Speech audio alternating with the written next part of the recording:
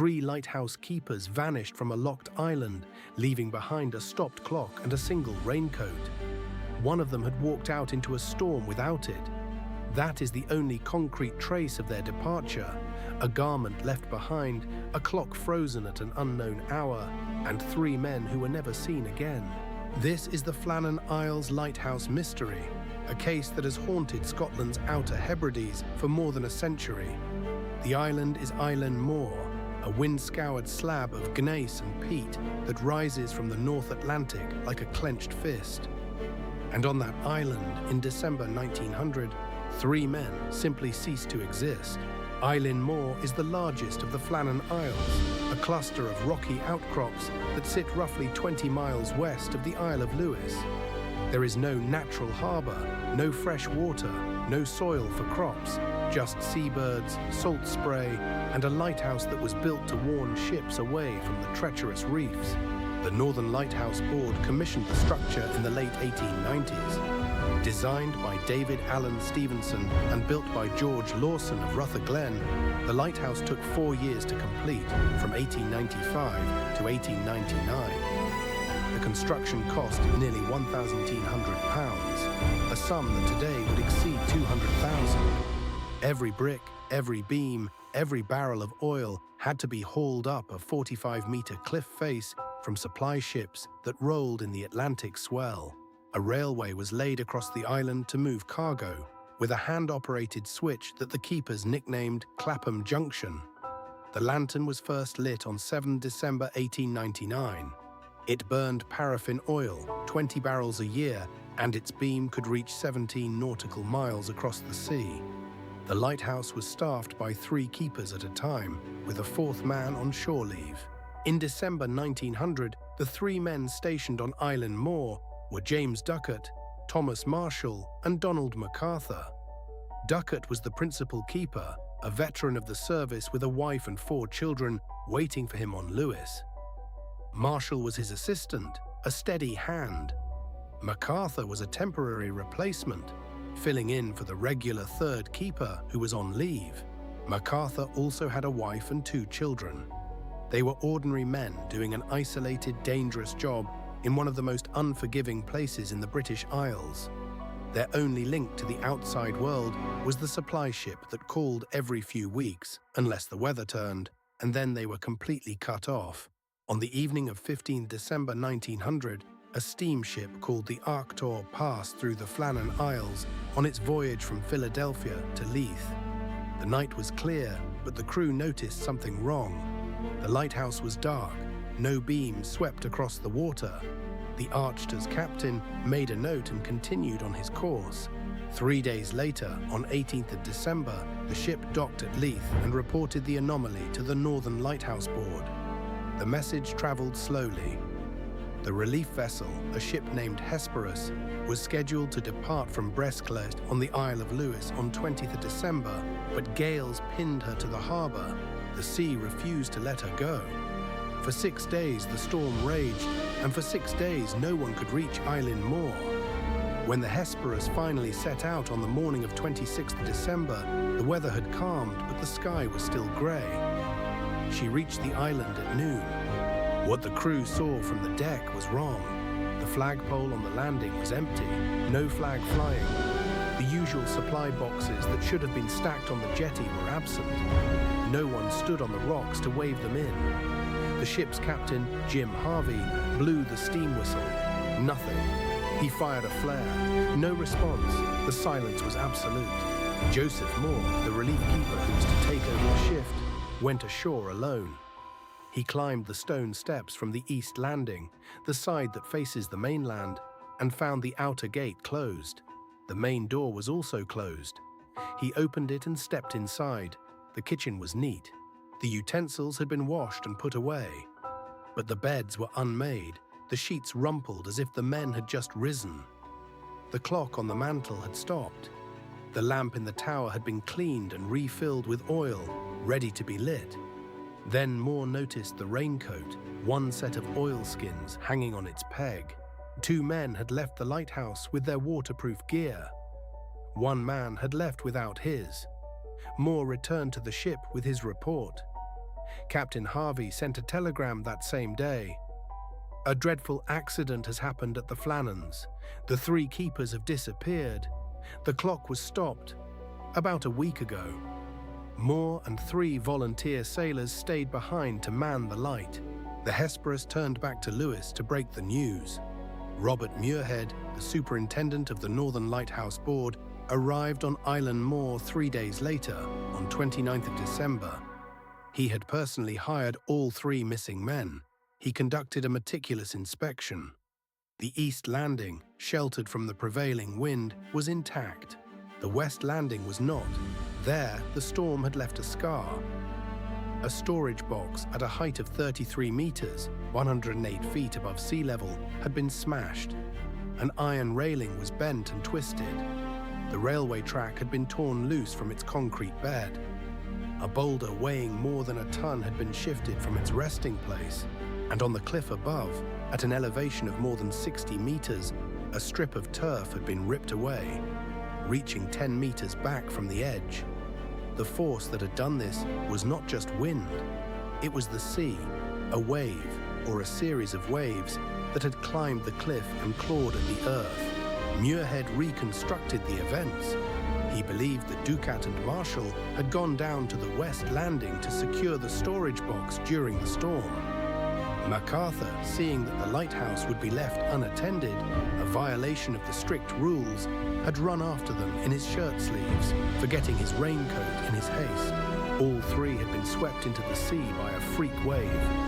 The theory was logical, but it left questions. No bodies were ever found, no personal effects washed ashore. The men had vanished, as if the ocean had swallowed them whole. In the years that followed, the official explanation was accepted by most, but it could not satisfy everyone. Rumors grew like barnacles on a hull. Some whispered of sea serpents, of foreign spies, of a phantom ship that had snatched the men. A popular poem written in 1912 by Wilfred Wilson Gibson painted a dramatic scene of overturned chairs and untouched meals. Details that were completely false, but which lodged in the public imagination. More disturbingly, a set of journal entries supposedly written by Thomas Marshall began to circulate in the late 20th century. The entries described violent winds, a weeping MacArthur, and the 3 men praying together. On the final day, 15th of December, the supposed entry read, "Storm ended, sea calm, God is over all." These pages were later proven to be a forgery by the writer Mike Dash, but they had already fueled theories of supernatural terror. The twist of the Flannan Isles case is not a single revelation. It is the absence of one. No evidence of foul play, no evidence of a struggle, no evidence of madness, only a clean kitchen, a stopped clock, and a raincoat left behind. The men stepped out of their lighthouse and into oblivion. The Northern Lighthouse Board closed the investigation with Muirhead's conclusion. The lighthouse continued to operate, staffed by new keepers who lived with the ghost of the mystery. In 1925, it became one of the first in Scotland to receive wireless telegraphy, a link to the shore that the lost men never had.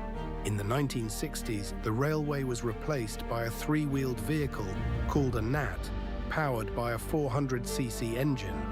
On 28 September 1971, the lighthouse was fully automated.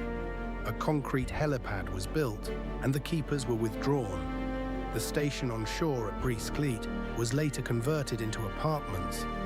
And in December 2025, over 125 years after the disappearance, the Western Isles Council granted planning permission to renovate the shore station, adding exhibition space, offices, and holiday apartments. The past is being repurposed, but the question remains unanswered. Let us reconstruct the timeline and the geography with cold precision. The last confirmed sighting of the keepers was probably the night of 14th of December, when the lamp was lit and working. The Archtor passed on the evening of 15th of December and saw nothing, meaning the light had gone out sometime between 14th of December nightfall and 15th of December nightfall. The clock had stopped, indicating that no one wound it after that point. The storm that had delayed the Hesperus struck the Flannan Isles during that same window, so the disappearance happened during a severe gale, likely on 14 or 15 December. Now consider the West Landing. It is located in a geo, a narrow, steep-sided inlet that funnels the sea into a cave at the far end. When a large wave enters a geo, the water is compressed, rises, and then erupts with enormous force. The damage recorded on the West Landing is consistent with a wave that reached at least 33 meters above sea level. That is not a rogue wave in the open ocean. It is a wave transformed by the shape of the coastline. The smashed box, the bent railing, the torn rail, the moved boulder, all are signatures of hydraulic impact. The strip of turf torn from the 60-meter cliff suggests that spray or a secondary surge climbed even higher. Muirhead's theory that the men were trying to secure equipment on the West Landing is supported by a detail from another keeper. Decades later, James Love, who served on the Flannan Isles, noted that Thomas Marshall had once been fined 5 shillings when a piece of equipment was swept away during a storm. That fine would have stung. It is plausible that Marshall and Ducat went down to protect the storage box and its contents from a repeat offense. MacArthur, left alone in the lighthouse, would have been breaking the rules if he stayed. The regulations required that at least one man remain at the lamp. He ran after them, possibly in anger or panic, forgetting his coat. The wave that struck the West Landing took all 3. We can compare this to other lighthouse disappearances. The general pattern is that most vanishings in the lighthouse service were due to falls or waves. No physical evidence contradicted this. The absence of bodies is not unusual in the North Atlantic. The currents around the Flannan Isles are fierce, and a body would be swept out to sea or torn against the rocks. The eerie details, the stopped clock, the clean kitchen, the raincoat, all fit a sudden departure. They were not expecting to die. They left after their meal, the lamp ready for the night, intending to return. Yet the mystery persists because of the human element. Why did the clock stop? Possibly because they were due to wind it at midnight and never came back. Why were the beds unmade? Perhaps they had been sleeping in shifts and the storm woke them. Why did Moore find the utensils washed? That suggests they had just eaten. All these details are consistent with a routine interrupted by emergency. The strangest detail, the raincoat, points to a man who left in haste, perhaps without thinking. That one omission allowed the story to crack open and let the imagination flood in. The Flannan Isles lighthouse still stands on Island Moor, automated, unblinking, its beam cutting through the dark for 20 miles. The men who tended it are gone, but their absence has become its own kind of presence, a silence that speaks louder than any confession. The case is unresolved, not because evidence is lacking, but because the evidence leaves a gap that can never be filled. The final moments of 3 men who stepped out of a warm lit building into a storm and were never seen again. Their story has inspired songs by Genesis, an opera by Peter Maxwell Davies, a classic Doctor Who episode, and a feature film. Each version adds its own twist, but the truth remains as bare and cold as the rock itself. If you want to understand the Flannan Isles mystery, do not look for monsters or conspiracies. Look at the sea, look at the geo. Look at a wave that climbed 100 feet and took 3 men without a sound. Next time on this channel, we will examine another case where the only witness was the ocean, and it refused to speak. If this story stayed with you, do me a favor.